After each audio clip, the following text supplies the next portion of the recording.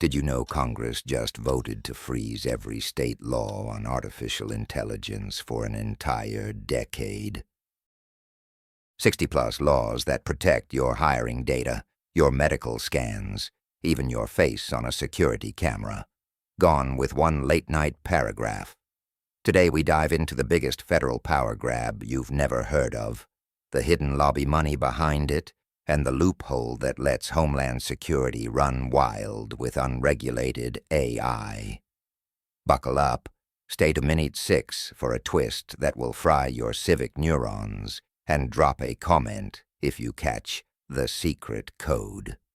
The Moratorium clause lives in Section 702B of the One Big Beautiful Bill Act, a 2,800-page budget reconciliation monster rushed through the House at 2 a.m.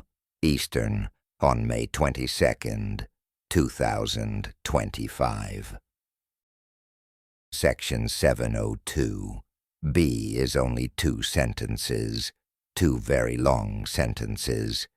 It says, quote, "No state or political subdivision thereof may enact, enforce, or maintain any statute, regulation, or legal requirement that governs, restricts, or otherwise compels conduct related to algorithms, automated decision systems, or artificial intelligence models for a period of 10 years following enactment."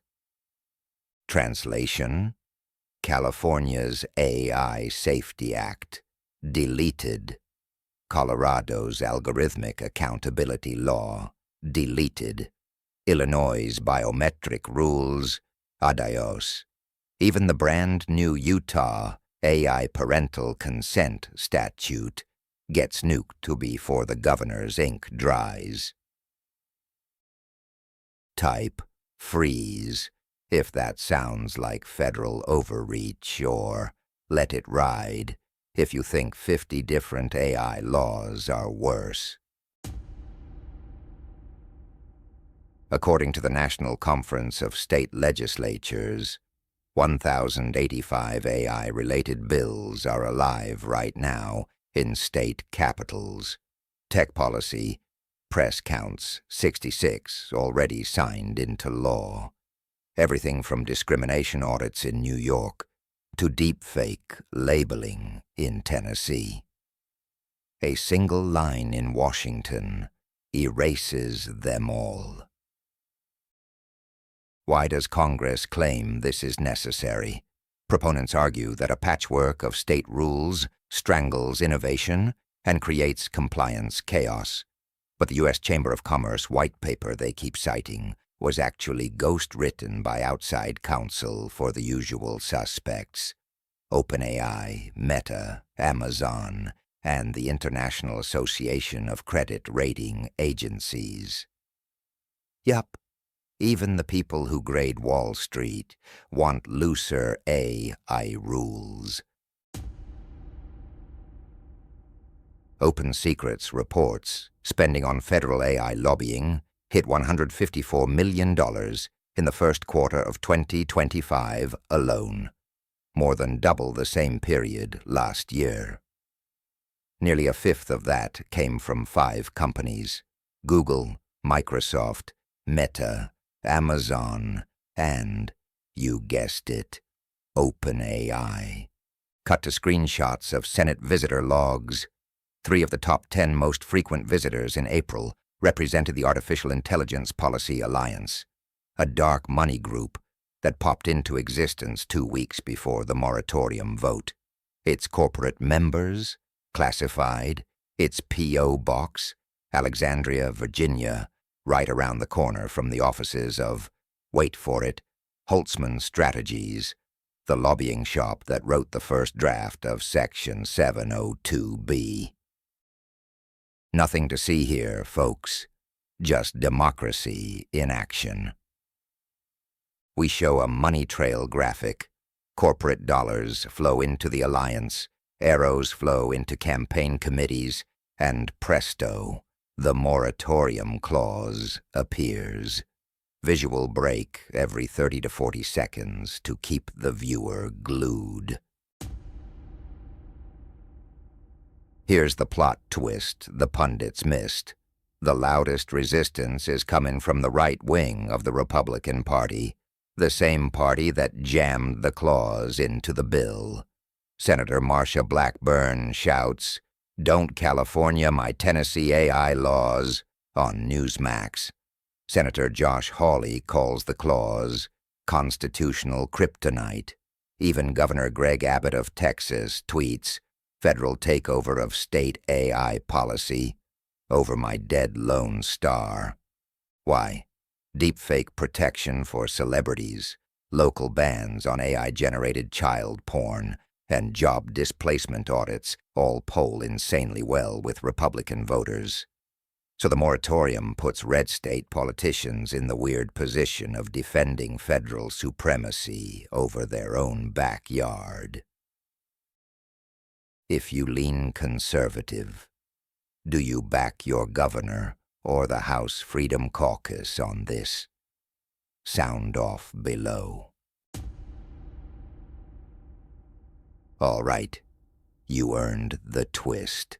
Buried in footnote 73C, cross-referenced to Title 50 of the U.S. Code, lies an immunity clause that reads, "No cause of action shall lie in any court, nor shall any civil or criminal liability attach, arising out of or in connection with an artificial intelligence system deployed pursuant to a contract or directive of the Department of Homeland Security, or any component thereof."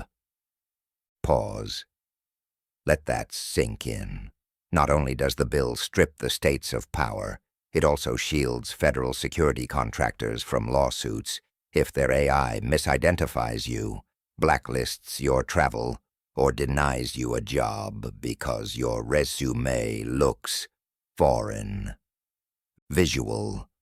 A gavel comes down on an ice cream cone labeled accountability.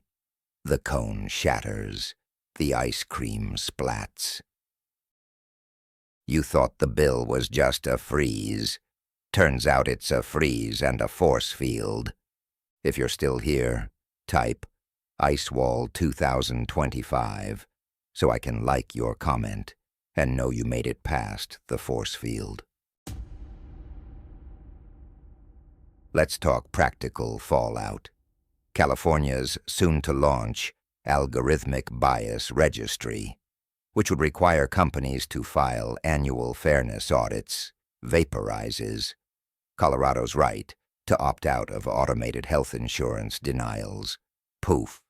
Illinois' Biometric Information Privacy Act, the one famous for the $650 million Facebook settlement, remains on paper, but unenforceable against AI algorithms. Prediction market Kalshi opened a contract the day after the vote. Will any U.S. state fine an AI company for privacy violations before 2027? The market price sank from 48 cents to 12 cents in 8 hours. That's how sure traders are that nobody can touch big tech if the Senate goes along. People ask, but can't Congress regulate AI at the federal level instead? Technically, yes, but the moratorium doesn't say Congress will do that. It only says states cannot. We're left relying on the same Congress that has failed to pass a national privacy law for 25 years. Because the clause lives inside a budget reconciliation bill, it must survive the Byrd rule in the Senate. That rule prohibits extraneous policy riders unrelated to federal spending or revenues. Senate parliamentarian Beth McDonough is already getting pressure from both sides. Scenario 1. She rules it out of order. Poof. The moratorium dies unless Republicans find 60 votes to bring it back in a separate bill, which they don't have. Scenario 2. She green-lights it. Then you need only 50 votes to keep the clause, and Vice President-elect Stefanik is ready to break a tie.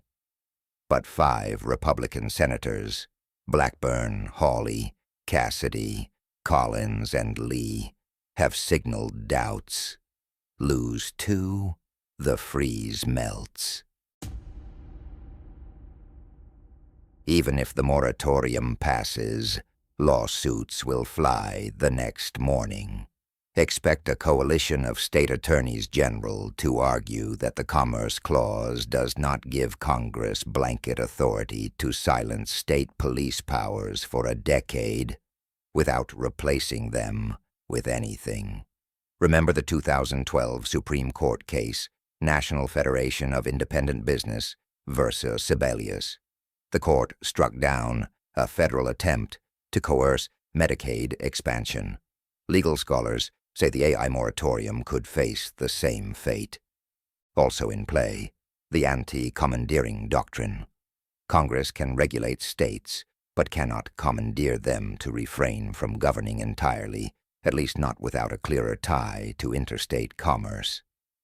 Nevada A.G. Aaron Ford already sent a letter calling Section 702 be anathema to dual sovereignty. Bottom line, even the unstoppable House may have met its match in Article 3. Winners, big tech, obviously. A decade of breathing room saves billions in compliance costs and class action risk. The surveillance industrial complex. DHS contractors gain lawsuit immunity plus carte blanche to iterate. National lobby firms. A single clause they drafted becomes a cash cow for a generation. Losers. State Innovation Labs. The first real-world AI sandbox in Colorado. Stalled. Small firms trying to compete on ethical AI. Their value prop evaporates when ethics becomes optional. You and I, we get AI credit scores, AI landlords, AI cops, without local recourse if the system glitches. All right, quick recap before your brain resets. 211 words in Section 702-B could wipe out 10 years of state AI progress. A lobby coalition buried in Alexandria wrote the clause, while spending $150 million plus to push it. A footnote. Immunity Shield lets national security AI act without accountability. The Senate, the bird rule, and the courts are the last firewall. If this ticked you off, or if you secretly love it, go smash the comments. Should your state keep the right to police algorithms? Tell me yes or no, and why. Hit that subscribe button so Congress can't sneak another 2 a.m. rider past you, and click the playlist called Regulation Roulette to see how TikTok, crypto, and facial recognition got steamrolled the same way. Remember, democracy dies in the fine print, especially when the print is only 211 words long. See you next upload.